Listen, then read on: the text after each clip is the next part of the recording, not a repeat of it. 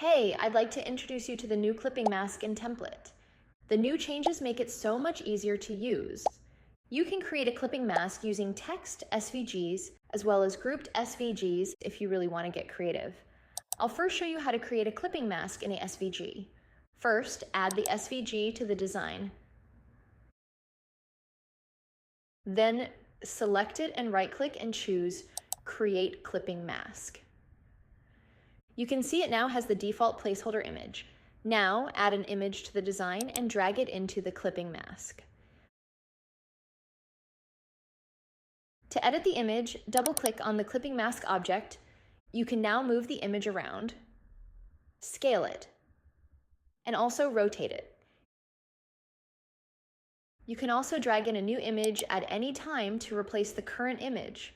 If you hit delete on the clipping mask object, the image will revert back to the default placeholder image.